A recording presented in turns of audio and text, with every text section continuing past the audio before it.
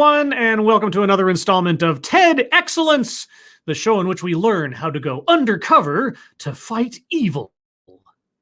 And I come to you live from my Corona bunker on the moon with Dog Cat Fox, a Pepperjack, and all of you. Hello, everyone. Welcome to Saturday. Surreptitious Saturday.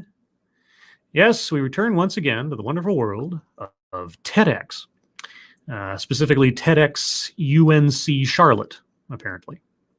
And as the title of the card there gives it away, we'll be talking about battling covert racism. Not overt racism, mind you, but covert racism. I'm sure it'll be an education for us all.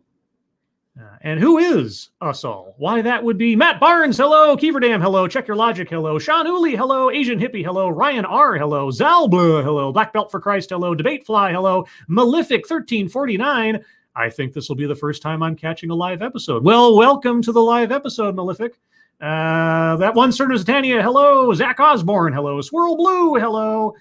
Yoshi the Macabre, hello. Jonathan Peterson, hello. Brittany Holland, hello. Lexi Mads, hello. Dark Resurrect, hello. Zeke Weiss, hello. Jose Chacon, hello. I'm probably mispronouncing that. Erica Grunstadter, hello. Nobody Not Me, hello. And then chat jumped because, of course, it did. Spider-Man, hello. Gulf City, DCC 182, hello. Chicago Mike, hello. Shady Grin, hello. And I think that might be everybody, at least at present. I'll say probably a couple more before we're done. All right, yeah, so battling covert racism. I'm ready for the fight. Fight racism. Best I can. So today's bingo card is card C. C as in concentration, because that's what we'll need in order to really digest this TEDx. The poll on Twitter had tied between card A and card C, so I flipped a virtual coin, which if you just flip a coin into Google, they give you a coin flip little animation, and it landed on tails. And so with that, we are card C. So have that ready. Let's see. Mirai Vegeta, hello. Psionic Dreams, hello. Anybody else that I missed? Roger Reynolds, hello. A13, hello. All right. So with that, guys, we'll start off with a couple of seconds for sound test. You guys tell me if you can hear it, and then we'll proceed. This presentation clocks in at just over 14 minutes, so kind of a standard length. So let's go. Dear incoming first-year students. Dear incoming first-year students. Okay, so this is sort of a homecoming message or something? Okay. Is there an educational aspect to this? I mean, it's strongly implied here. I have no idea what we're going to be talking about. So, Sounds Good as Asian Hippie. Sounds Good as Matt Barnes. All right. Well, with that. Green Death, which card are we on? Card C. For those of you arriving just a little bit late, card C as in California. There you go. All right, so get your cards ready. Incoming students. And then? Welcome to UNC Charlotte, Niner Nation. Okay, so this is both a TEDx talk and a orientation video for UNC Charlotte. All right. While I'm a professor here, this message is some personal advice and encouragement from you. Hopefully you'll hear something that will challenge you towards more introspective and positive change. Advice from you or for you? Okay, I know I'm being nitpicky, but okay, positive change, introspection. I appreciate introspection and positive change. And if you aren't a brand new student, hopefully you'll find something of use as well. Well, I'm not, so I hope so as well. Thank you. First year students, what a year you have had, right? Yeah. 2020. Most of you are members of the high school class that had to hold graduations at racetracks, drive-ins, or didn't get to have a ceremony at all. Yes, 2020 was, and I mean, just in after effect, still is to a certain extent, a tumultuous year for many people. It's true. Due to our ongoing battle against COVID-19. Yes. And you're also members of the generation of young people that led us all through this summer, through the marches for social justice and protests against systemic racism and police brutality in the wake of the murder of George Floyd. Yes, those things did happen. It's true.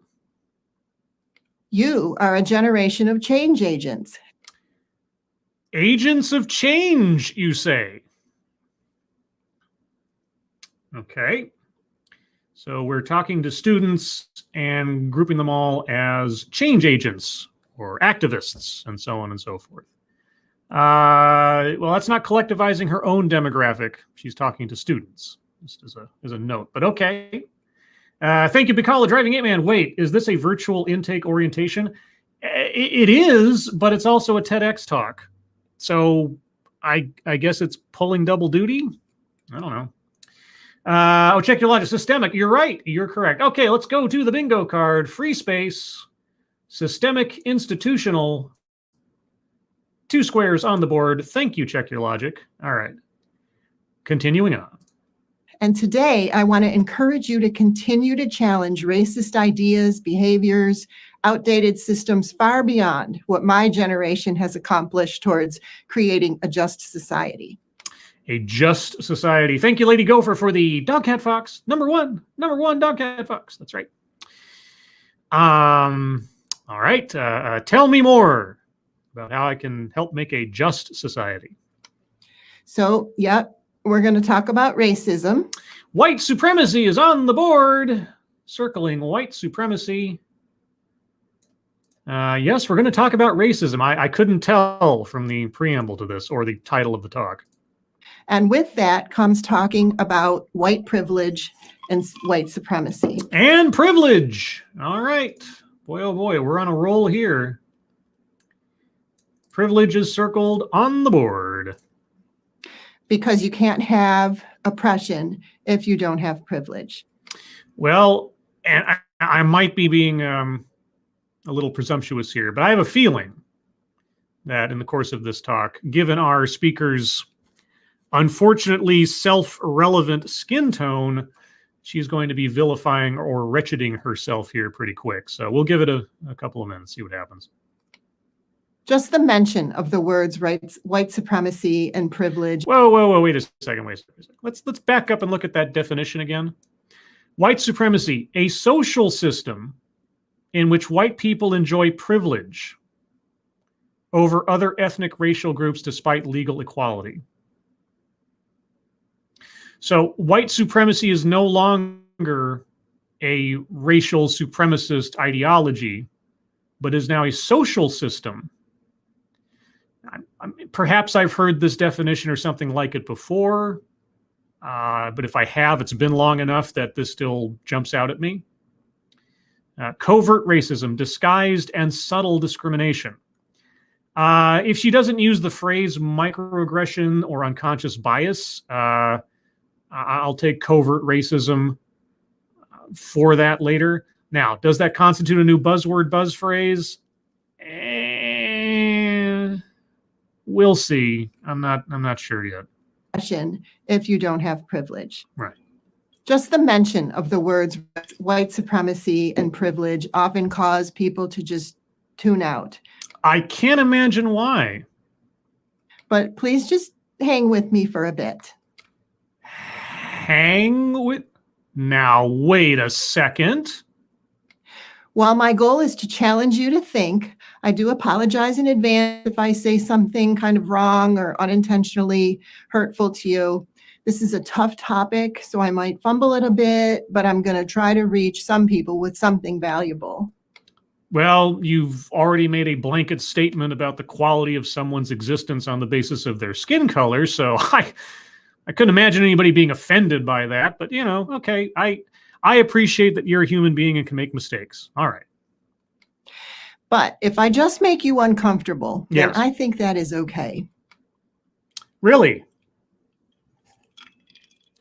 If you just make me uncomfortable, that's okay. Uncomfortable for what reason, might I ask? because university professors like to challenge students like you into exploring new ideas and defending what you determine that you believe. Why do I have to defend what I believe? Also, are you there to make people uncomfortable? Is that what professors are supposed to do? And I hate to tell you this, assessing people on the basis of skin color is not a new idea. It really isn't. Even if you possess that same skin color, it really isn't a new idea. It's what we do. It might be what you do, but okay, you know what? Collectivizes own demographic as a professor. College professors, this is what we do. No, this is what you do. Mike R says mind reading. Yes, but let's give it a little bit. I want to give her some more time here to see what other things she knows about who she's talking to. You are adults now. Many new first-year students are just turning 18, so you're now old enough to vote, register for selective service. Yeah, who registers for selective service again? Just curious. Who does that? Talking about fairness and equality and so on. Sorry, I know it's a sore spot, but joined the armed forces like I did when I turned 20. So you're old enough now to have your own opinions about race, class, and social justice in America. What if I don't care about focusing on any of those things? What if none of those things mean anything to me substantively? I mean, maybe I'm affected by class in some way. Maybe my, tax bracket has an effect on the things that I have access to and so on. Sure. But otherwise, what if I don't care to partake in the social justice crowd? What if I don't care to elevate race to some overwhelming priority in my mind? What if I don't want to? As new university students, it's now about more than adopting what your parents believe, or your grandparents, or just accepting what your minister said, or coaches, or news pundits, or what's shared by influencers on social media. Sure, you're there to make up your own minds about things. Presumably, classically, stereotypically, perhaps. You are now accountable for your own positions and behaviors.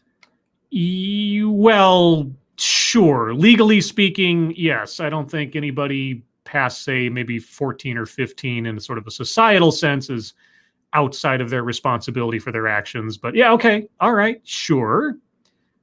What are you holding me accountable for? I'm going to pretend that I'm a first-year student to UNC Charlotte, just for the sake of argument. I'm an incoming student. What am I being held to account for? This is a season of change. Yes. Poet Maya Angelou, who is from North Carolina, said, "When we know better, do better. We can't just keep defending what makes us comfortable." What is it that I'm defending? It is past time to look at how we may be accidentally propagating white supremacy. Okay. Tell me how. Black and Indigenous students of color, as new students, please challenge what you expect and what you will accept as far as treatment while a student here at UNC Charlotte. Okay. Mind reading assumes motives. She's already separating people out by race and making sidewise accusations. But hey, she's a professor. It's fine. So look at this graphic of this iceberg. Okay. Okay. For those of you that are listening in the car or something, she's put a graphic up that has a whole lot of words on it. But the title at the top says overt white supremacy, and in parentheses, socially unacceptable. And so it's in a pyramid with a bunch of words at the top of the pyramid, and then there's a line and a bunch of words and phrases below that line. So at the top, it says lynching, hate crimes, blackface, the N-word, swastikas, neo-Nazis, burning crosses, racist jokes, racial slurs, and the KKK. Okay, and then below that line says covert white supremacy, socially acceptable, calling the police on black people, white silence, color blindness, white parents. What? Self-segregating neighborhoods in school, or is that all one phrase? White parents self-segregating neighborhoods and schools? Okay. Eurocentric curriculum, white savior complex, spiritual bypassing, education funding from property taxes, discriminatory lending, mass incarceration, respectability politics, tone policing, racist mascots, not believing experiences of BIPOC, paternalism, quote, make America great again, unquote, blaming the victim, hiring discrimination. Interesting. Quote, you don't sound black, unquote. Quote, don't blame me, I never owned slaves, unquote. Bootstrap theory, school to prison pipeline, police murdering BIPOC, virtuous victim narrative, higher infant and maternal mortality rate for BIPOC, quote, but what about me, unquote, quote, all lives matter, unquote, BIPOC as Halloween costumes, racial profiling, denial of white privilege. Denial of white privilege is covert white supremacy. Okay. Prioritizing white voices as experts, treating kids of color as adults, inequitable healthcare, assuming good intentions are enough, not challenging racist jokes, cultural appropriation, Eurocentric beauty standards, anti-immigration policies. Okay. Considering AAVE, unquote, or quote, uneducated, unquote. AAVE. I don't know what that is. Denial of racism, tokenism, English only initiatives, self-appointed white ally, exceptionalism, fearing people of color, police brutality, fetishizing BIPOC, meritocracy myth, quote, you're so articulate, unquote, celebration of Columbus Day, claiming reverse racism, paternalism for a second time, weaponized whiteness, expecting BIPOC to teach white people everything we are. Expecting BIPOC to teach white people, believing we are post-racist, and then there's stuff that gets faded out at the bottom because of the way the little timer tracking on the video works. So, okay, well, there. Wow. Okay. Let's go back to the chat real quick. Matt Barnes, thank you so much. Iceberg, right ahead. I never saw that movie. Never saw that. Chicago Mike, she made a word salad graphic. Yeah, pretty much. Pretty much. Iceberg, says Bincalo. What? She doesn't want to admit it's a scam? Oh, well, pyramid scheme now. Thank you. This is Kyle. Hello, chat people and scribbles. And Piccolo, again, thank you so much. That list alone fills the entire bingo card. It is a list. We'll hold it there. Thank you again, Matt Barnes. Scribe, I think you got a septal bingo just reading that iceberg. Possibly so. And thank you again, Chicago Mike. Graphic damn cell phone. Yeah, sorry. Okay, well, first and foremost, I'm circling a list because that is a list. Let's continue on. And I know I could say, you know, patriarchy's on there. Paternalism. She put paternalism on there twice, so. All right. And this image source is from Safe House Progressive Alliance for Nonviolence, 2005, and adapted 3 times by different people since 2016, the most recent by The Conscious Kid in 2020. Okay. Let's continue. Maybe you've seen this before or one like it. If you haven't, just Google the words iceberg and racism, and you'll find many versions of this graphic. Shouldn't there only be one if there's a rule to it? But okay.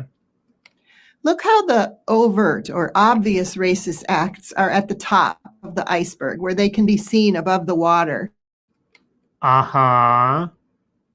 Hate crimes, displaying swastikas. These are easy to call out. Yeah, because they are, well, objectively interpretable.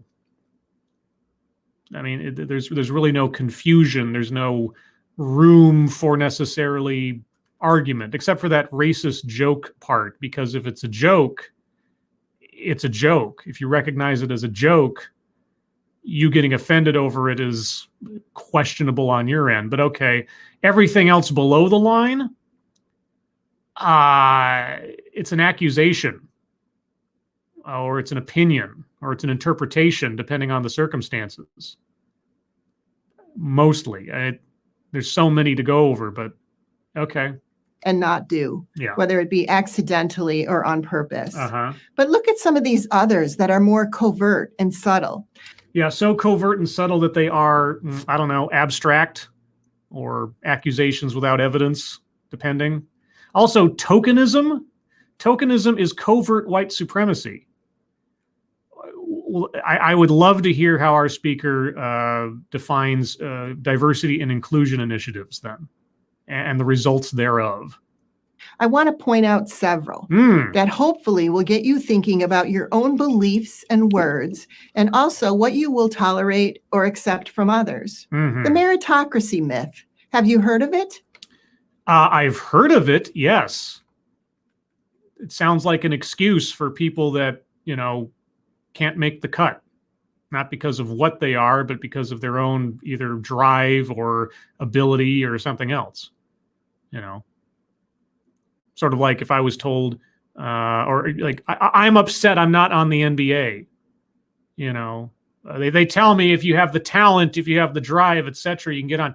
It's not true. It's not true. It doesn't matter how hard I try. I just can't get there. So obviously, meritocracy is a myth in the NBA for me. Right? Meritocracy is the system that says someone's achievement in life is based on their talents, accomplishments, and amount of efforts. Okay, so your position as a professor is false. All your credentials that say that you are qualified to be a professor at a college are meaningless. Right? Because meritocracy is a myth. So basically, IQ plus effort equals merit. That is oversimplifying things quite a bit. But again, I'll just ask, if meritocracy is a myth, then none of your credentials matter and you should not be a professor at a school. Or does being a professor at a school just by itself mean nothing? Because presumably if you're a professor, you're an expert in something. So your expertise is also a myth and doesn't commend you to anything, right? Now, thank you, Matt Barnes. Secret racist man. Secret racist man. We've made accusations against you to compel you to play our game. Sorry for the word stretch. Yeah. Secret? My biggest difficulty so far today was coming up with a phrase to put thumbnail. I tried really hard to find something like, I tried to use like Call of Duty Black Ops or something covert or a spy movie or something. And finally, for whatever reason, I just, Game of Shadows, Blame of Shadows. I always make up those things not knowing what's going to be the content of the talk itself. Sometimes it fits, sometimes it doesn't. Sometimes you can make it fit just by yourself. So anyway, meritocracy myth, right. So, right, meritocracy is a myth. But it's a myth. It is not true. Okay. Ability plus effort does not always equal success. You're right. Life isn't fair. Sometimes you don't make the cut, even if you're talented, even if you try really hard. That doesn't make meritocracy a myth. Wow, okay. So because someone tries really hard but doesn't succeed, meritocracy is a myth. And talent, of course, is dependent on what we're talking about. But okay, that's interesting theory. I lost, therefore it can't be fair. All right. Really? Well, yes. Let's take our city of Charlotte. Oh, sure. Okay. In 2013, a Harvard-UC Berkeley study showed that Charlotte, North Carolina ranked 50 out of 50 for economic mobility. That is, the ability of a child born in the bottom income bracket to rise to the top income bracket as an adult. Oh, okay. So just a child in general. Okay. So it didn't matter what their race was. It was just if you were in the lowest tax bracket, you had the hardest time getting out of it. Okay, so it's a class argument. Okay. Low-income people, including those in communities of color.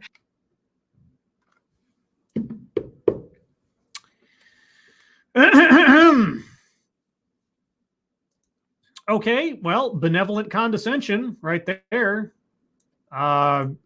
Race defines class and vice versa. Okay. Please continue. Have a tremendous opportunity gap, and the data prove it. We were 50 out of 50, dead last among large U.S. cities. There is a tremendous chasm between the rich and the poor in our city. I believe that. Class issues are a problem in this country. The gap between the haves and the have-nots is a problem in this country. Why are you tying the have-nots to skin color? And we are the second largest banking capital in the country. So then everybody in Charlotte should have tons of money because there are successful businesses in Charlotte? So we can't make statements that assume that someone's ability plus effort will automatically lead to success. There is no auto success in life. That's not how life works. What? I can try. Okay. I have been told on numerous occasions, okay, and this is just using myself as an example because I wouldn't want to fall into the trap of speaking for an entire demographic. I don't know why anybody would want to do that. But anyway, speaking for myself, I have been told on many occasions that I have a talent as a writer. Okay. Over the course of my life, I have a talent as a writer. I have tried as hard as I can in times and places to write something like a book or a screenplay or something, right? I've submitted things, small things, to be published in small places before, and it hasn't happened. I've tried really hard. So obviously, meritocracy is a myth. Because no matter how hard I try, or how much talent I possess, or that I think I possess, if I don't succeed, therefore, it's not that either I don't actually have the talent that I think I have. It's not that the stars just didn't align in my case versus someone else. It's that the world is unfair to me personally. And there is no such thing as merit. Is that what I'm supposed to believe here? Okay. Because it doesn't always happen. Doesn't always happen. So it does happen. Meritocracy is a myth because success doesn't always happen as a result of hard work. What are you a professor of again? Let's talk about wealth.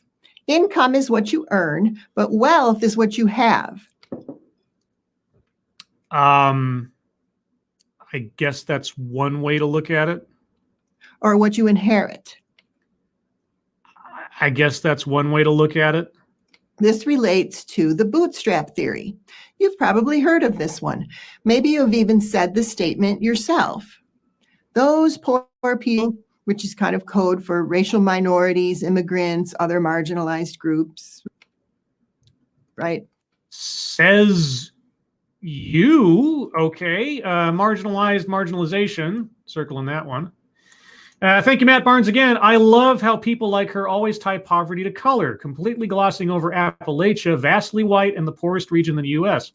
Yeah, I was gonna bring up something about poverty in North Carolina.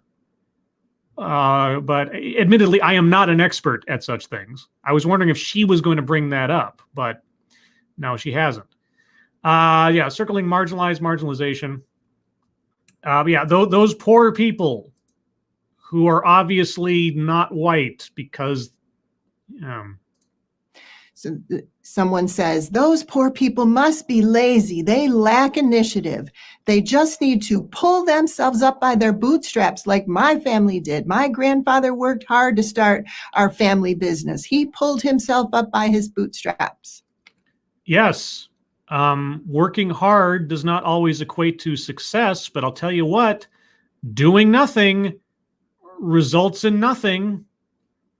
But okay, so taking personal initiative, rugged individualism, those are things not to either idolize or encourage effectively.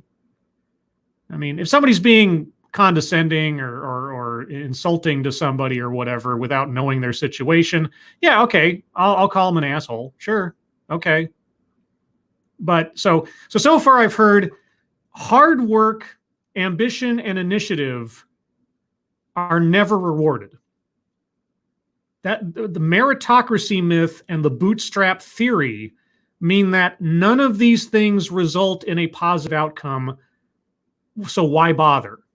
That's the message I'm getting here. And specifically speaking about racial demographics, unlike our speaker, because everything else is white supremacy. Okay. There is a terrible flaw in the logic of the bootstrap theory. Do tell. Imagine you joined a Monopoly board game after 30 minutes of play. I'm joining 30 minutes in. Okay. By that time, all the good properties are bought up. Boardwalk and Park Place are owned. Maybe hotels are going up. All 4 railroads are bought. All that's left are Baltic Avenue and Mediterranean Place. Okay. Well, first and foremost, nobody joins a Monopoly game 30 minutes in. You're either there at the beginning or you wait until it's over. That doesn't make any sense. So first off, you're not even playing by the rules of the reality of the Monopoly game. But okay. Secondly, do you know how devastatingly destructive Baltic Avenue and Mediterranean Avenue can be if you set those up with hotels? Because anybody coming off of Go or around the board can land on those suckers and you can get nailed. Just absolutely nailed. There are opportunities if you choose to take them, even if you're running from behind. I don't know. So just is the message of this talk just give up? Don't try. The world is aligned against you already, so don't bother. But don't bother. You should just be handed things because the world's unfair. Where are we going with this? You are not going to amass any wealth from owning those properties. You sure as hell can. I don't know how much Monopoly you've played. I remember one game where all I had were those 2 spots. I was playing against like 4 or 5 other people. Now, I didn't win the game. Okay, I didn't win the whole game. But whenever somebody landed on one of those 2 suckers and I had 3 hotels on it or whatever it was, or a hotel on it, those guys paid through the nose. And I made sure they did. Okay. You take the opportunities you have available to you. If you're coming up from behind, well, you can give up and do nothing, or you can make the most of what you have in front of you. Are you going to be as successful as the other people who had a time ahead of you? Probably not. Maybe not. But you know what? You definitely won't if you don't try.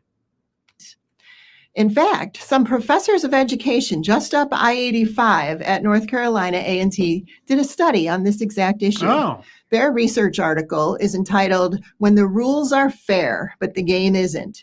They showed it was impossible to win at Monopoly if you start late, and that the experience of starting late was so frustrating that the new players often quit because they just couldn't get ahead no matter how well they played. Starting late in a Monopoly game is not how you play the game. I mean, unless you've got some kind of like house rule or something, I suppose. Or unless there's some lesser known rule in the official rules that say people starting late makes sense or something. Okay. I mean, as far as I know, I have never played or been a part of or heard about a Monopoly game where you had latecomers to the party, like deal me in, like it's a poker game or something. So, again, maybe there are some archaic or lesser known rules in Monopoly that say that. But at the same time, yeah, you know what?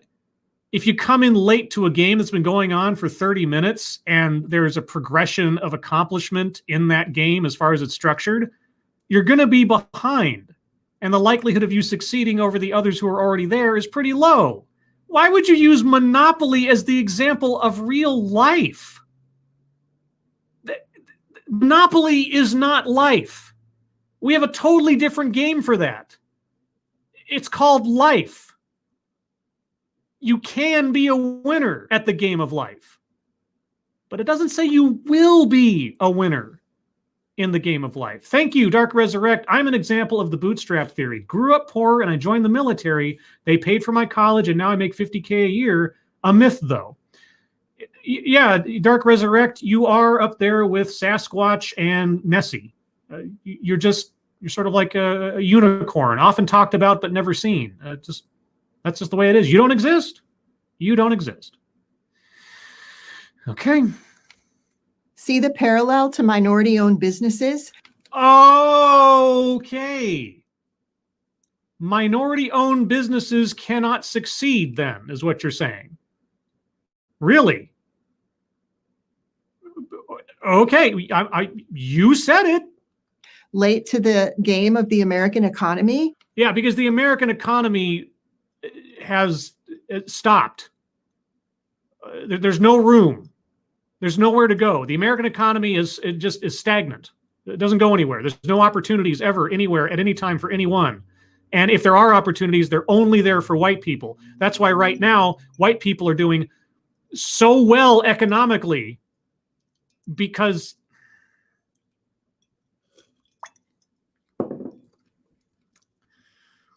yeah, is she going to bring up Appalachia? It has led to minority communities having less wealth to pass to the next generations. Okay, if you say so. And so this is something that only affects minority communities. There are no white people that don't have wealth. There are no white people who fall behind. There are no white people who try as hard as they can but still don't make it. This is all race. It's not class. It's not opportunity or, luck. There's a really great documentary, really interesting documentary called "The Kid Stays in the Picture," and the story that sort of is at the core of it. It may be a legend. It may be a legend, but given the circumstances, it doesn't necessarily sound out of bounds. Where this guy, Robert Evans, he jumps into one end of a pool as, I think, an accountant or something, and he comes out the other end of the pool a movie star. Now, why that story is literally the case, you'd have to watch the documentary. But sometimes weird things happen that have nothing to do with merit. It's true. Or, you luck out where someone else didn't. But that's not usually the case. Most people make it in life because they work hard. Do they always get to the top of the pops? Not necessarily. In fact, most of us don't. That's why you have the 99% versus the 1%, depending on how you rate success. Thank you, Corey Suzuki. In what Monopoly game do the businesses get burnt down? Oh, now. You don't want to start talking about that. Thank you, Corey. Speaking of success, I think I've told this story before. I'll tell it really quick.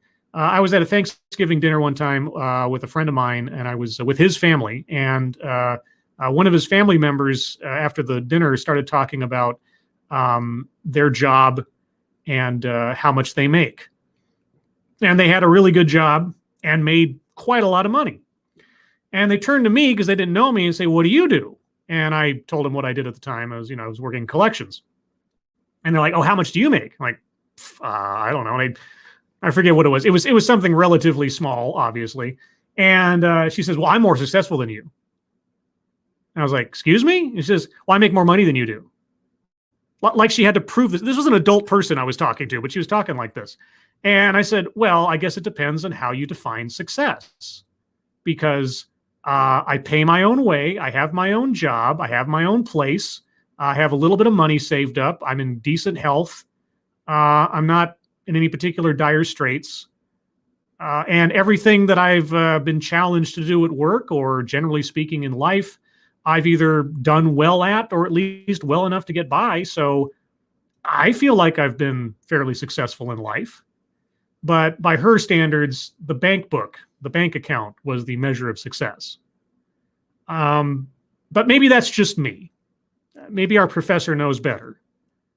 Although I'm not sure if she knows better, because meritocracy is a myth, so her qualifications kind of nullify any credibility I should extend to her, right? So look at this one. White savior complex. Oh, yes. Tell me, oh white lady, coming to everybody with your knowledge and wisdom, tell me about the white savior complex. Thank you, Pecoraro, the driving man. What savings? I have children. Yeah, well, that's the other thing, too. I mean, circumstances being what they are, but... oh, good. That is where a white person helps a person of color in a self-serving way to make themselves feel good. Oh, okay. So everything you're doing here is selfless. As a white lady professor talking about the inherently disadvantaged people of color, all of this is selfless. You're not doing this to prop yourself up. You're not doing this to signal your virtue to the rest of the world and denigrate yourself on the basis of your skin color because you know that you're inherently flawed or something. Everything you're doing is selfless, which makes you not a white savior. Okay. I just want to make sure I'm clear on that. And it propagates a horrific power differential. Unfortunately, this is behind the old-fashioned charity model that you see in missions work. Oh, so charity in missions work is also racist. Okay. Oh, bless her heart. She does so much work with the poor. What would they possibly do without her? The poor. Okay, so we're back to just class. Okay. The white savior complex is best illustrated in some popular movies that you may know. The Blind Side, The Help, Freedom Writers. There are a lot of movies that are beloved by some white people because they make them feel good about their race. Oh, okay. Oh, okay. Is it just me, or is she digging a deeper and deeper hole with every couple of minutes of talk? It's interesting. But students of color, when you may have watched these films or similar ones, did you notice this theme? People in the chat are saying list. I already circled a list for the iceberg thing. Let's go over the bingo card real quick as to where we're at. Okay. Here's what I have circled. Marginalization, collectivizes own demographic, mind reading assumes motives, free space, benevolent condescension, a list, systemic institutional, privilege, and white supremacy. That's what's circled so far. Thank you, Dark Resurrect. Yes, because wholesome stories are racist, I guess. I suppose. But let's go over the rest of the card. Leaves out vital context. She hasn't made any sort of like examples or anecdotes or something that have left me going like, what happened where, or this, that, and the other. So not yet. Feminism, not directly. Microaggressions, unconscious bias. If she doesn't say one or both of those phrases by the end of this, the covert racism phrase will count, and I'll circle that. Anecdote that probably never happened. She hasn't really given us an anecdote, or at least, no, not really. Contradicts own point or argument. I'm tempted to circle just on the basis of her seeming obliviousness to complaining about the white savior complex while she's standing there as a knowledgeable, wise white person trying to help the downtrodden, who she already categorizes as people of color. So we'll hold on to that. I want to see diversity and inclusion. Has she used the phrases yet? I don't think so. If she has, I missed it. Attempt to coin new buzzword, buzz phrase. Covert racism. I don't know if that's a new buzzword or buzz phrase. It's not a new concept by any means. Plays victim, not yet. She hasn't actually done any of that. Word salad. I mean, you could make the argument that some of the phrases on that card are, but that'd be something to talk about at the end of this if she doesn't do anything more directly. Patriarchy. Again, if she doesn't bring it up directly, paternalism being twice on that image graphic. Anyway, I'll circle that. Wage gap. Yes, she's talked about the wealth gap, things like that. So I'll circle wage gap, even though that's a little bit more specific. I probably need to change that to something more specific, like economic disparity or something like that, because wage gap kind of connotates, the gender wage gap. Childhood or family anecdote. She hasn't talked about herself. Self-vilification or wretchedness. By extension, she has been by saying all white people are XYZ BDQ, but again, that'll be an aggregate one at the end of the show if she doesn't do something more specific. Equity. She's asking for equity. She's asking for equality of outcome because of the whole meritocracy is a myth, bootstrap theory. So yeah, on balance, I'm going to circle that one. Weightless example. She hasn't really given any examples up until these movies.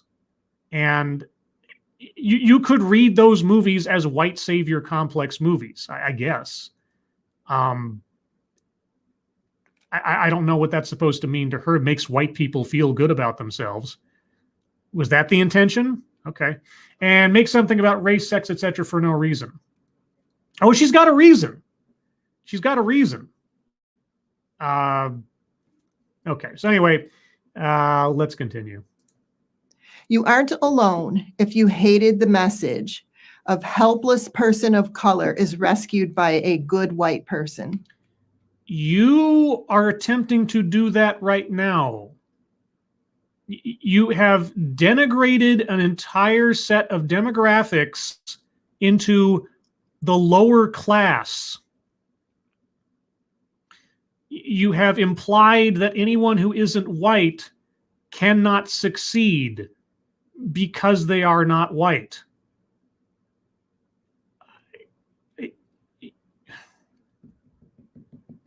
Okay, I'm circling contradicts own point or argument because honestly, she's completely unaware, seemingly, of her own inherent contradictions here. But you know what happened just then when I circled contradicts own point or argument?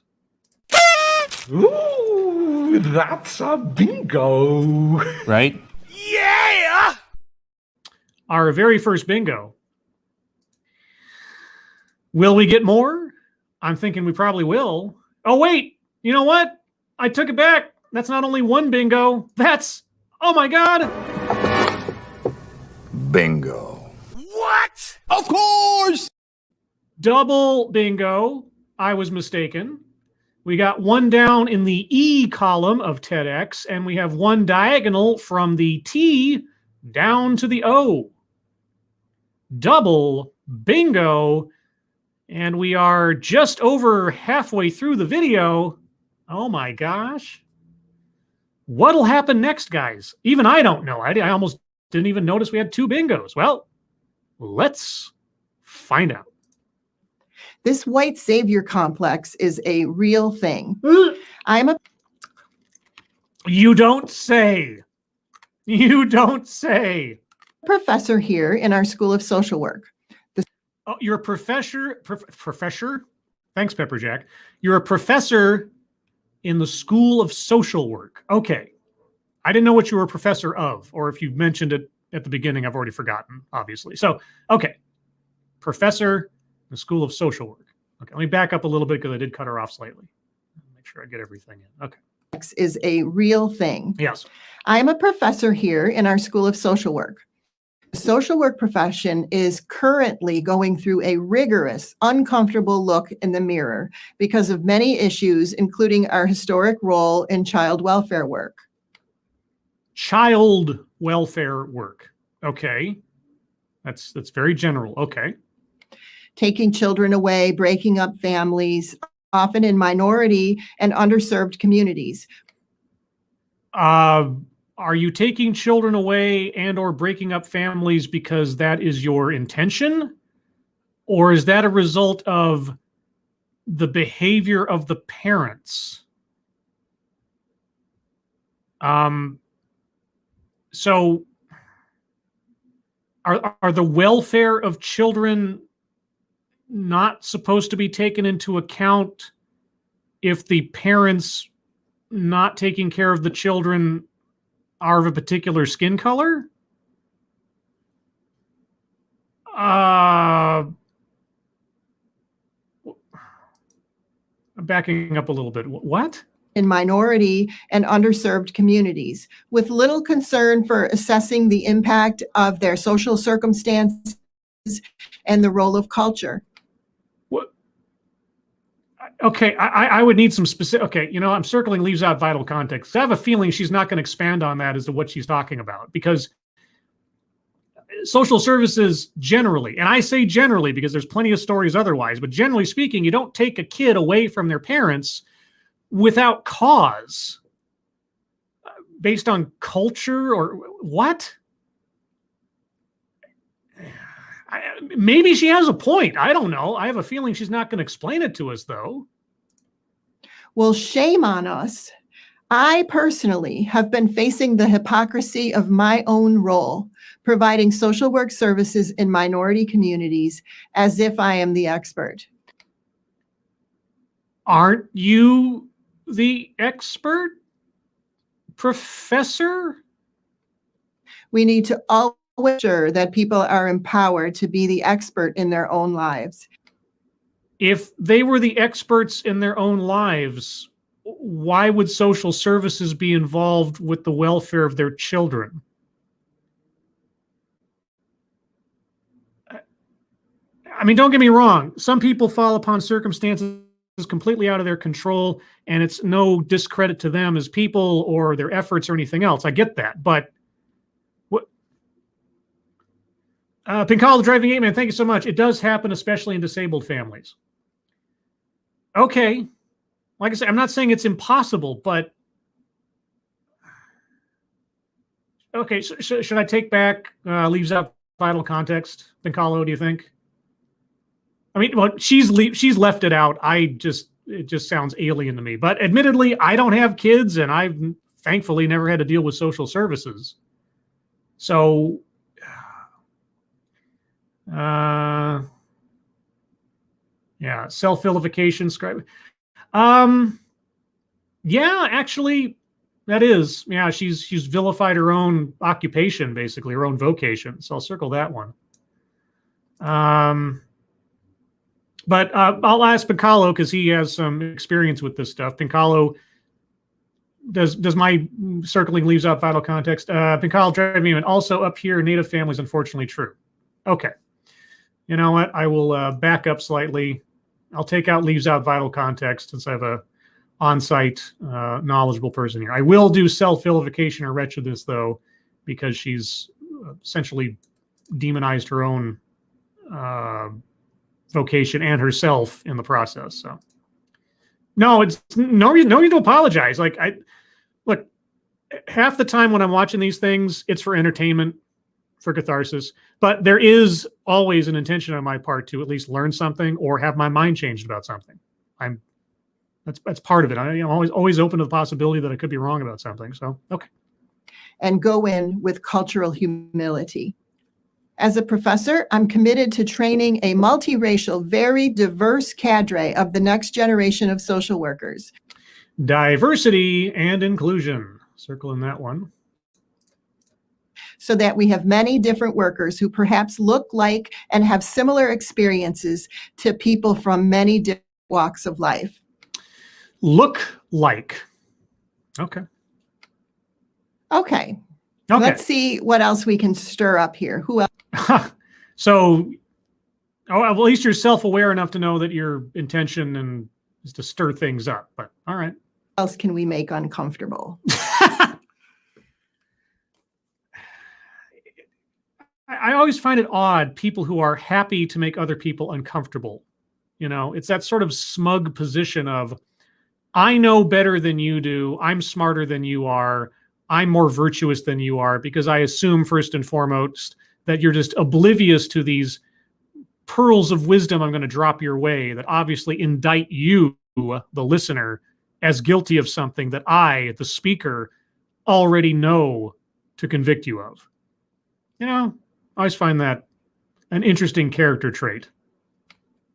Color blindness. Oh boy, here we go. Color blindness. Yeah, color blindness is terrible, guys. We have to take race into account no matter what. What could be wrong with this? I don't know. Not using skin color as a determinative factor of judgment in a person. I don't know. What's wrong with that? I don't see color. I treat everyone alike. Yeah. What's wrong with that principle? America's a melting pot. We all assimilate and become the same. No, we don't all assimilate and become the same. We hopefully share certain core values and are able to express ourselves freely. Oh, well, depending on who you are these days. But again, principles and virtues, we're not an amalgamation of one thing. We're not the Borg. Right? No, not right. If that's what you think it is, I don't know what to tell you. Maybe you know someone who says this, or you were taught this, or you say it. I suppose you could say that I was taught this, to not judge people on the basis of their skin color. Yeah, okay. Color blindness, while well-intentioned, is outdated and falls short. Outdated and falls short. How? It creates relationships where we don't discuss race and we don't actively examine our implicit biases.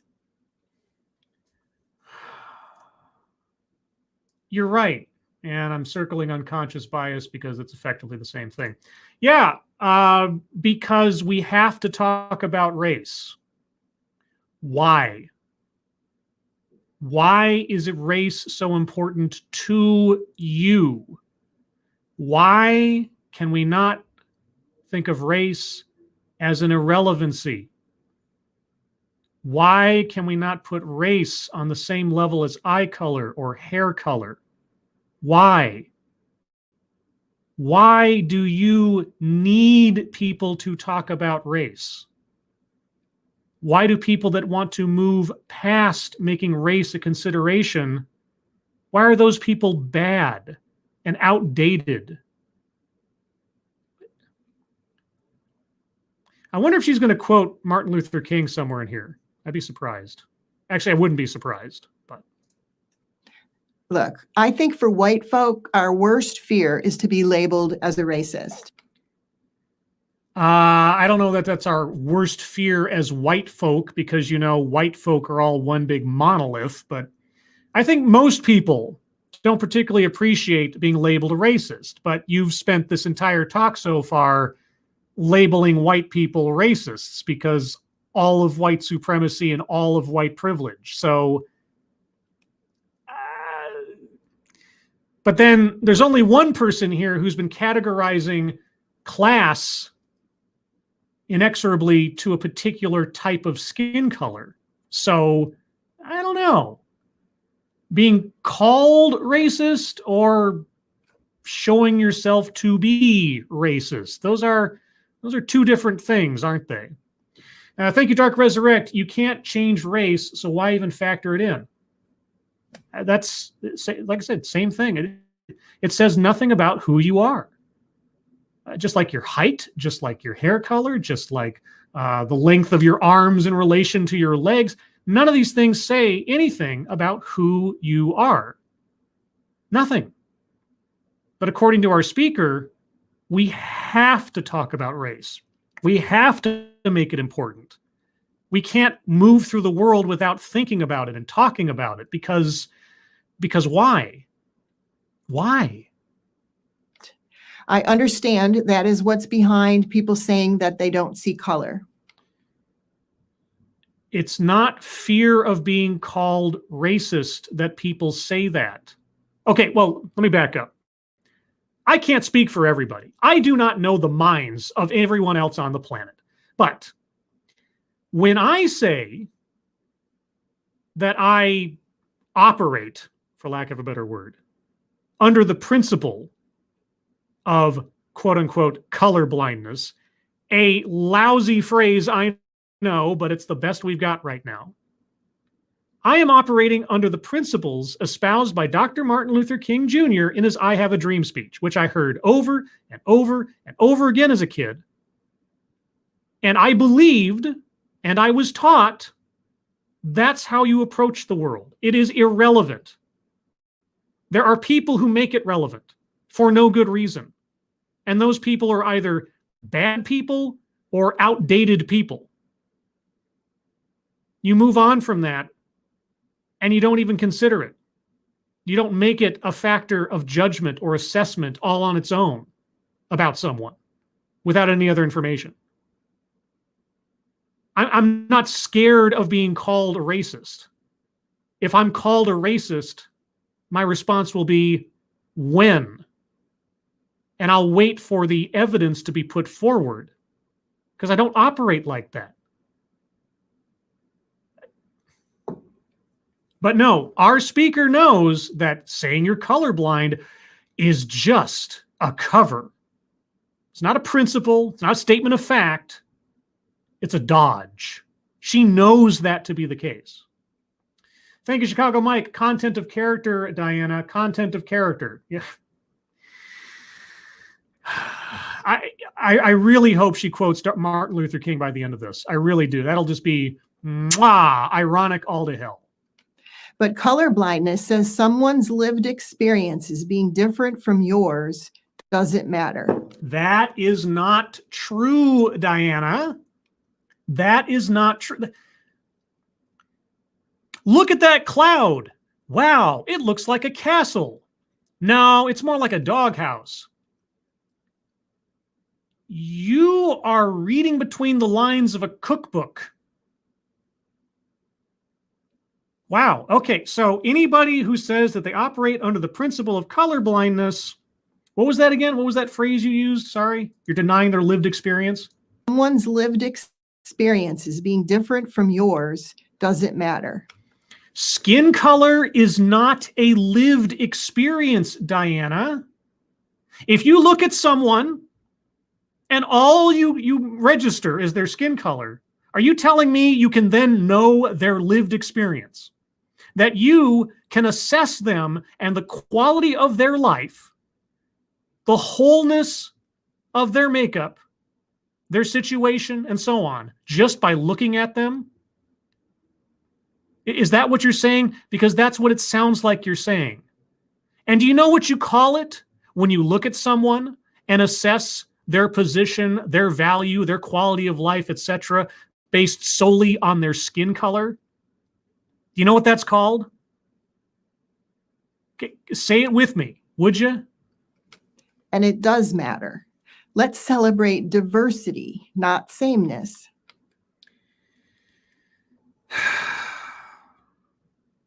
Wow. Wowie, wow, wow. Right, Dog Cat Fox? Wowie, wow, wow. Word salad. Word salad. Word salad. And oh my gosh. Ooh, that's a bingo. Right? Yeah!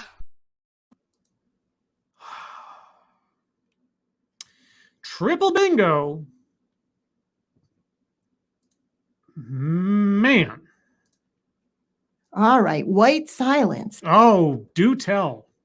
That means not speaking up and being complicit through not confronting something that you know could be hurtful or oppressive to other people. And it only applies to white people. Okay. So not saying racist jokes isn't enough. Oh, not saying racist jokes isn't enough. Okay. Because obviously the automatic reflex for white people is to say racist jokes. So if you control yourself as a white person and don't say racist jokes, that's not enough. If you because obviously you want to say them, right? Because you're white, you would if you could, right? But no, not saying them is not enough. Okay. We need to confront bad behavior in our own social networks. So that's friends, even family, what we see on social media. Now we just need to get you to in-person learning on campus so that you can experience campus life. Okay, that was a weird, that felt like there was a cut there in dialogue. And just as a note, I have not edited this at all, except for taking off the front end, which I think had some music to it, which might be copyrighted or something. So if there's edits in this, it's totally the original recording. By the way, the link to the original is in the description if you want to check me on that. I kind of lost track of where we were there for a second. White silence. Yeah, be sure to correct people in what they're saying if you think it's offensive. Right. So tell me again, what was that other phrase down here? Where is it? Oh yeah, tone policing. And what were you recommending again? Behavior in our own social networks. So that's friends, even family, what we see on social media. Now we just need to get you back to in-person learning on campus so that you can experience campus life.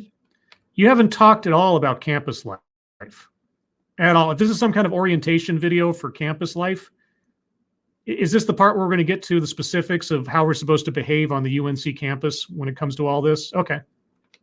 But as new college students and full-fledged adults now, the future of our communities is on you. Your mileage may vary. I wouldn't necessarily say that 18-year-olds are full-fledged adults. Legally speaking, only partially. You still can't drink. So I know I'm being nitpicky, but I can't help myself. You need to do the work. Students of color, it is not your job to challenge racism. It is a social responsibility of all of us. If I could circle benevolent condescension a second time, I would just now. You first-year students are members of the outstanding generation of youth who took it to the streets this summer and made Black Lives Matter finally something that is understood by people of all ages.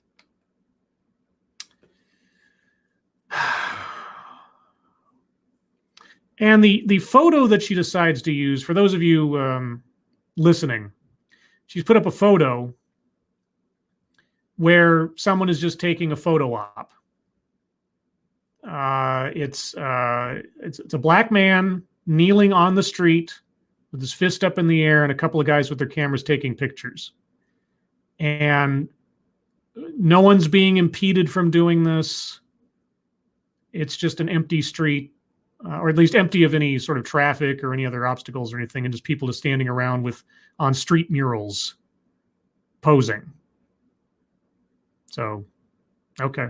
Thank you, Dark Resurrect. Don't forget the rioting, Diana. Well, I'm willing to extend to her the credit that not every protest turned into a riot, that the vast majority of people that showed up to these things were protesting peacefully and didn't do anything crazy. These things can be separated one from another based on the actions of people. So I'm not going to disparage her that one, but keep leading the way. And I'm preaching to myself here. Are you though? White savior complex again? Meritocracy myth again? After decades of anti-racist personal and professional work, I still have a ways to go. Yeah, I already circled self-vilification and wretchedness, didn't I? Yeah, okay. And here's something that I've been working on in my heart lately. Oh, okay. Tell us how you've worked to self-improve. So my ancestors all came relatively recently from Poland under stressful circumstances. What? Poland? Stressful circumstances? But you're white.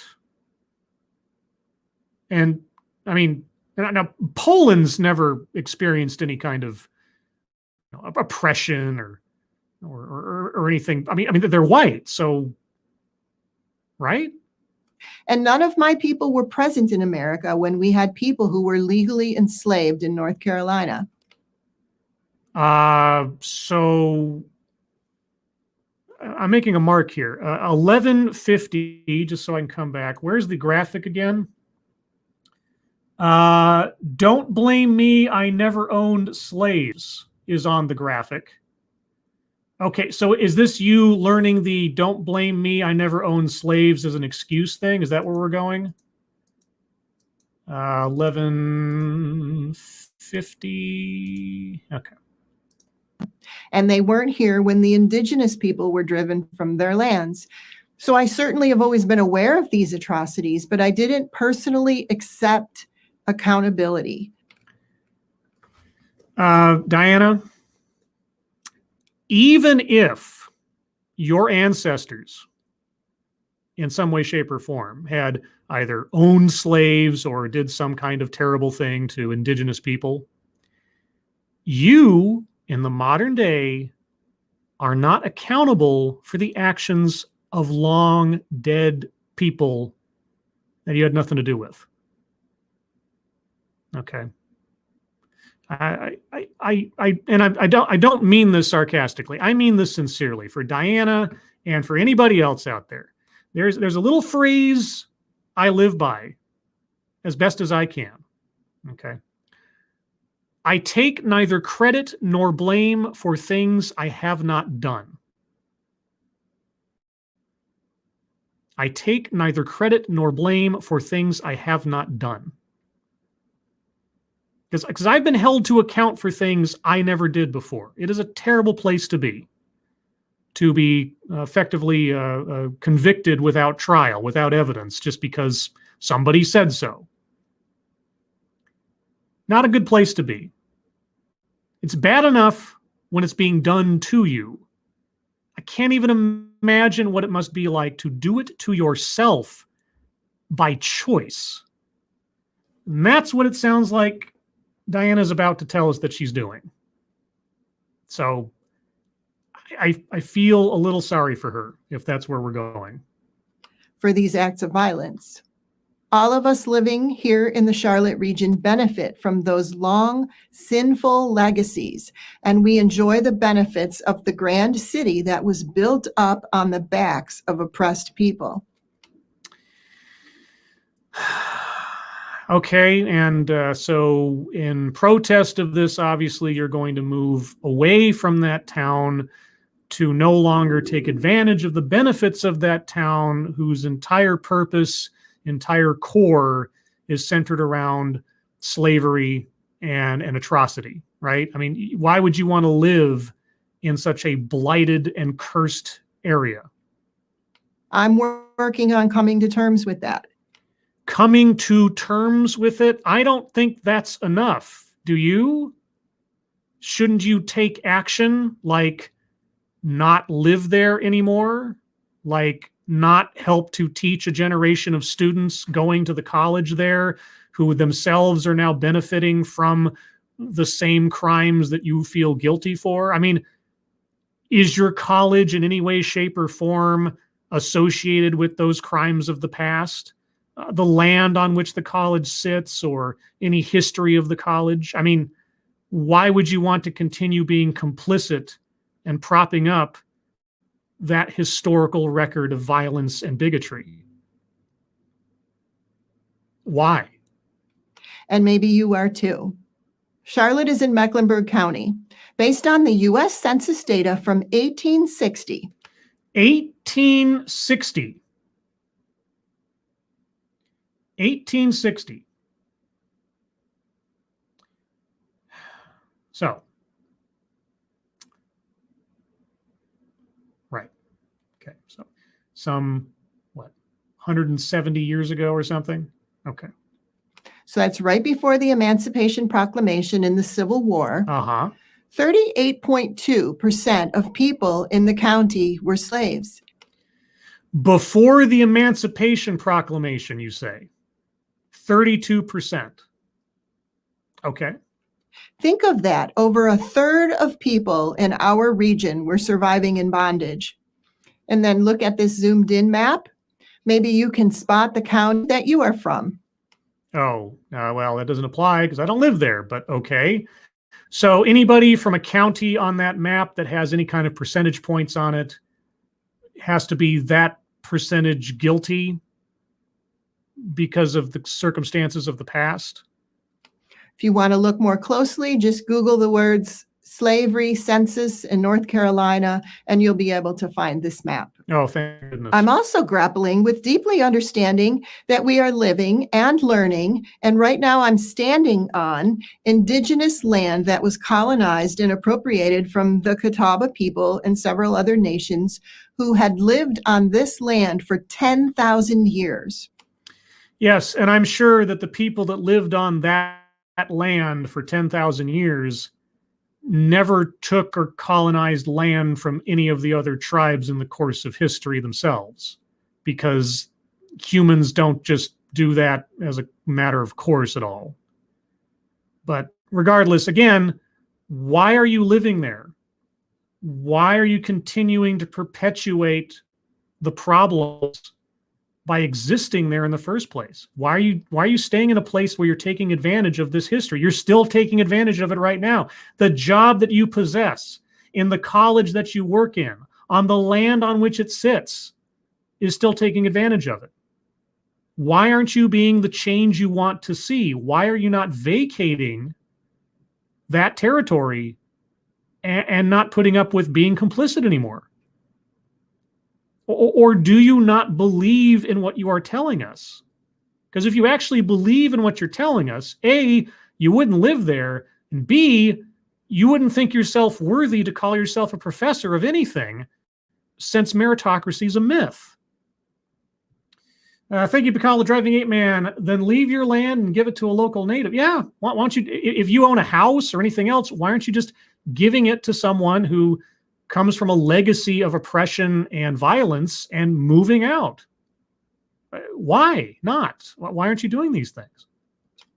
When the European settlers first arrived around 1540. Oh, like your Polish ancestors? There were approximately 15,000 to 25,000 Catawba Indians in the region. Thank you, Matt Barnes. This is why we need the return of should not be in profession. I know, but that was such a subjective square. It really was. I can't count how many TEDx's where I ended up muddling over that one more than anything else. It was just like, because it's such a judgment call. It really is. And I know that this one might be easy, but a lot of them aren't. And it just became too nebulous. So, but thank you, Matt. And by 1760, there were 1,000.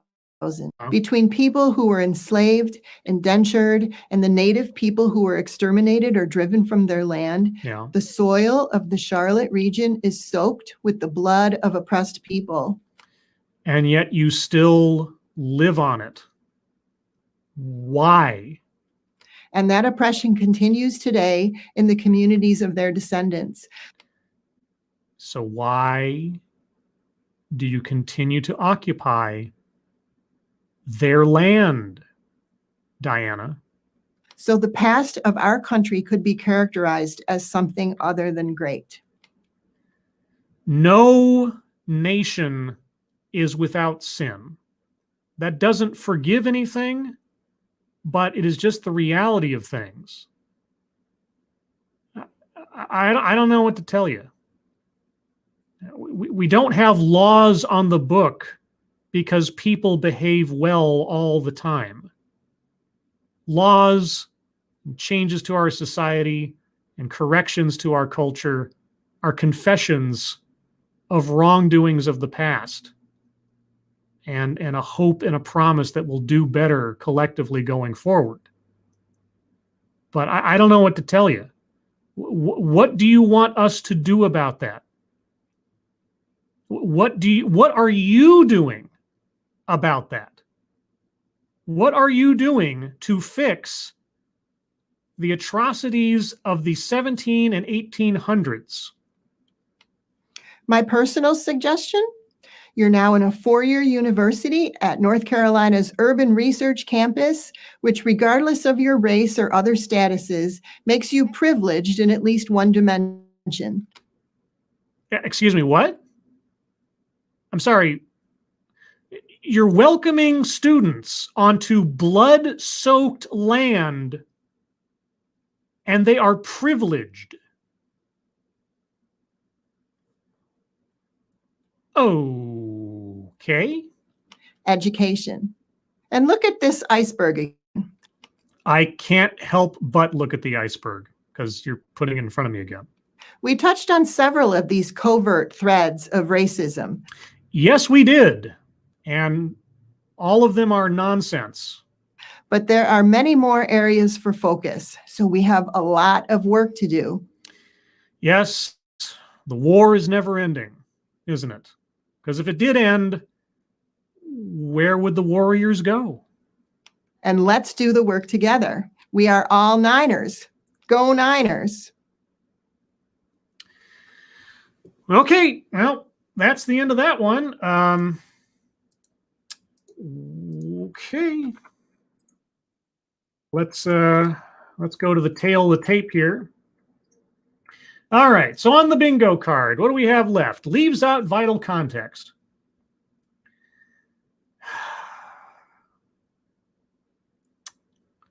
Her history lessons and not mentioning the changes that have been made to our society and our laws and so on and so forth since the 1700s and 1800s.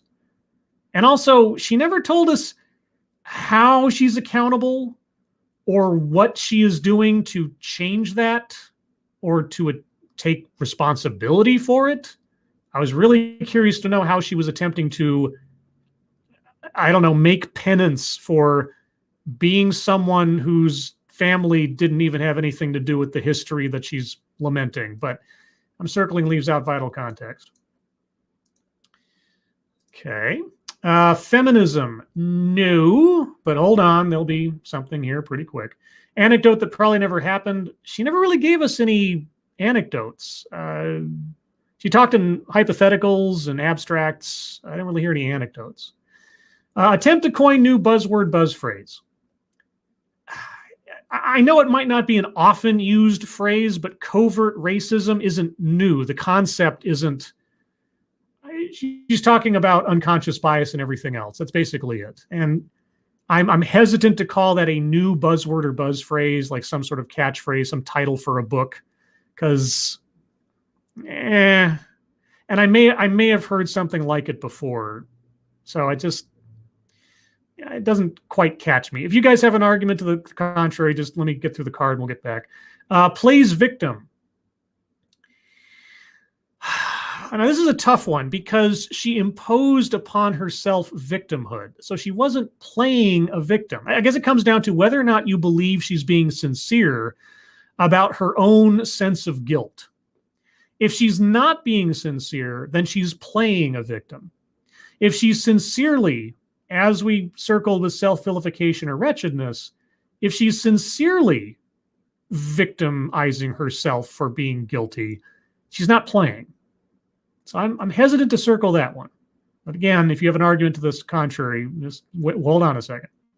Patriarchy. Okay, I'm circling patriarchy just because paternalism was listed twice in the image. And she wanted us to focus on the image, so I'm gonna put that there. Also the selective service thing. But I guess that more contradicts own point argument. Childhood or family anecdote. Well, no, she brought, oh, you know what? She did talk about her ancestors, didn't she? I don't know why that didn't occur to me before, but I guess it didn't. But you know what that means? Bingo. What? Of course! Okay. Ooh, quadruple bingo. Let's move on. Weightless example.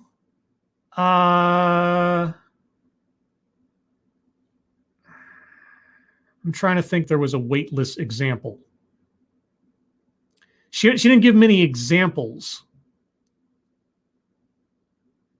I mean, some of the things listed on there were weightless. I mean, the meritocracy myth seems pretty weightless to me just because it's so easily contradicted by her position in life. I don't know. Should I? Yeah.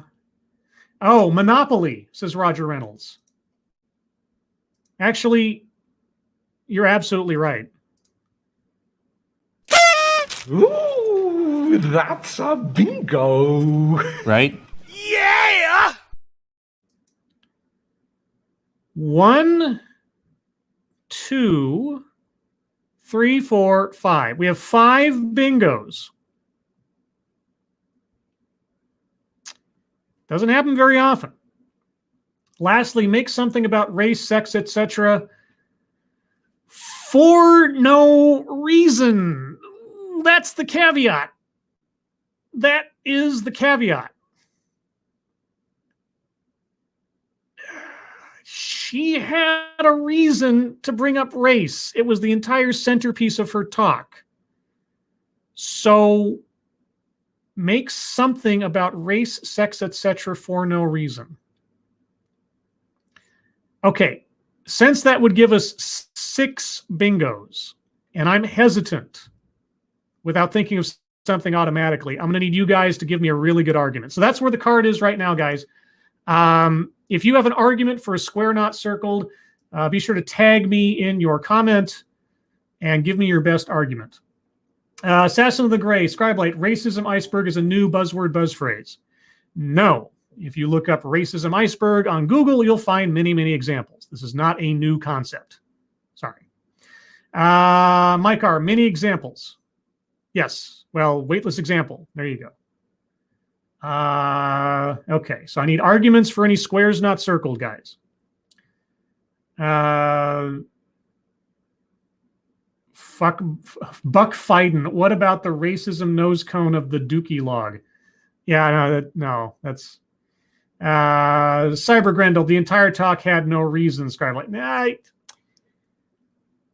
That in the space of the talk itself, I need an example of her making something about race for no reason.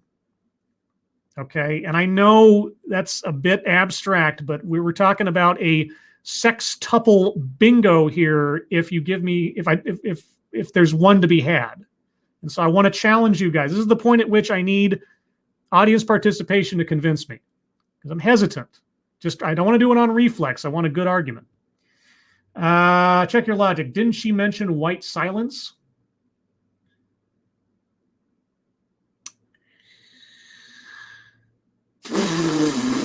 She did. Expand on that. Expand on that. Let's see. Assassin of the Great. I never heard of that damned iceberg crab before. I've seen pyramids of hate, pyramids of this, that, and the other.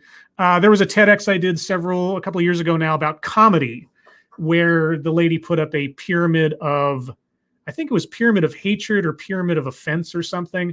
I've seen pyramids around social justice issues a long time. I don't see that rendering as a new thing. I really don't. I'm sorry. It just isn't. And it doesn't constitute a new buzzword or buzz phrase. Let's see, Mike R. All the racism she brought up from 300 years ago makes something about race for no reason. She had a reason. She was leading up to spelling out her own guilt for just existing in this country.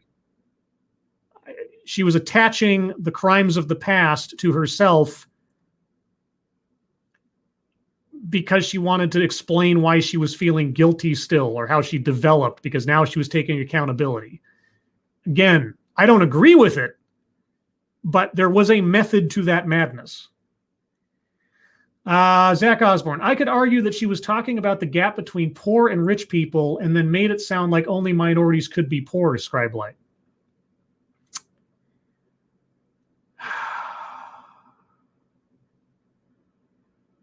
Okay.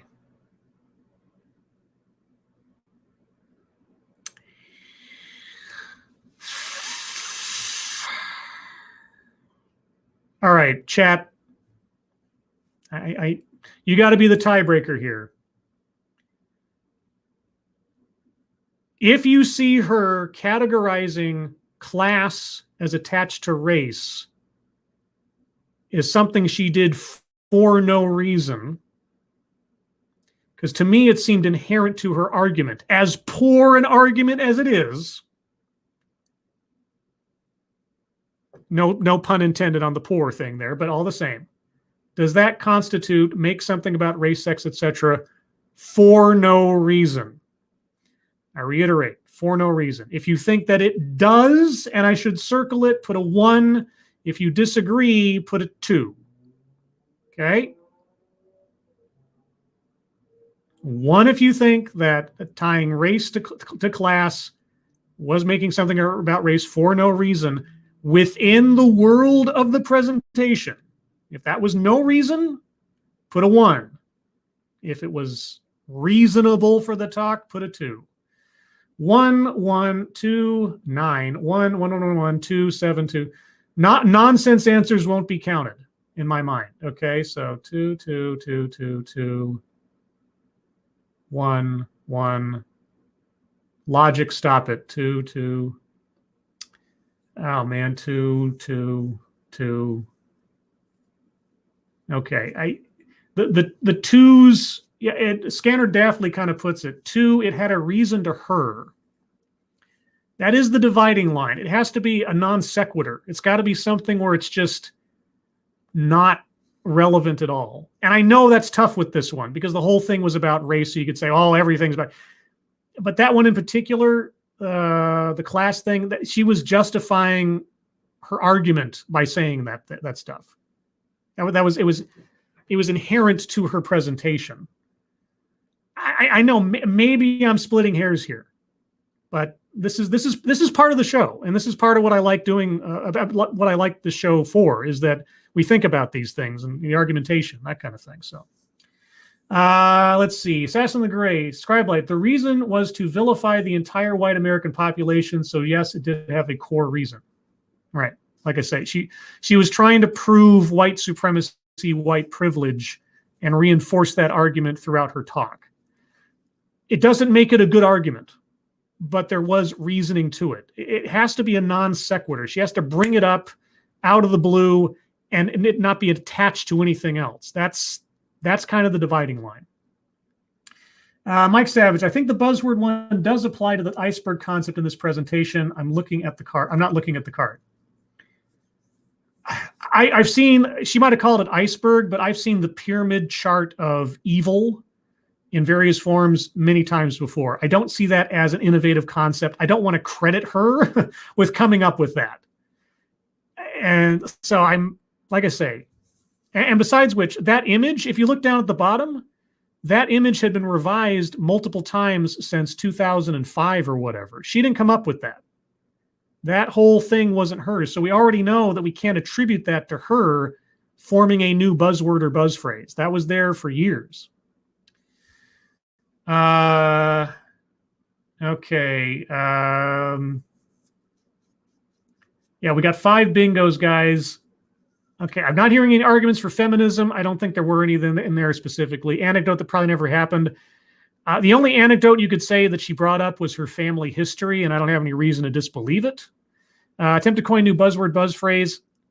Not really. And again, I discount covert racism because that's like saying implicit bias is not the same as unconscious bias. They're the same thing. 6 of one thing, half a dozen of the other. Plays victim. I think she really does victimize herself. I don't think she's making that up. I mean, she might be making it up out of whole cloth just to torture herself, but I don't think she's pretending. Let's put it that way. And make something about race, sex, etc. for no reason. Like I said, it's a tough one with these kind of talks where they center everything on race. So anything they bring up conceivably is part of that argument. So I think we are, I think we're at the end there for this, which let's be honest, guys, 5 bingos. Holy cats. That doesn't happen very often. So this goes up there in one of the higher echelons of things because, you know, unlike apparently everybody who's ever lived, this bingo card succeeded based on merit. Everyone, thank you so much for joining me for this one. This was quite the ride. And just as with all of them previously, it would not have been what it was without you guys here to help out and keep your eyes and ears open.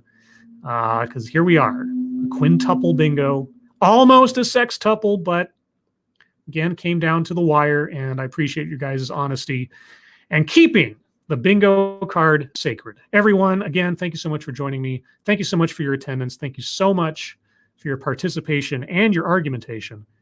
Everyone who donated, thank you so much for your generosity. I really do appreciate it. If you'd like to hear more from me or the Ranting Monkey or Satsu 2 Cents, you can find all three of us tonight at 6 p.m. Pacific, 9 p.m. Eastern for The Lords of the Night, where we will talk about the news of the day, news stories you submit, what we've been up to on the internet, and then your questions and comments. Thank you, Andrew James, based on merit. Thanks. Thank you, Andrew. I appreciate that. Everyone, I hope you are all safe and well. If you're not well, please get well soon. Have a good rest of your Saturday, and I'll see you on the next one. Take care. Bye-bye.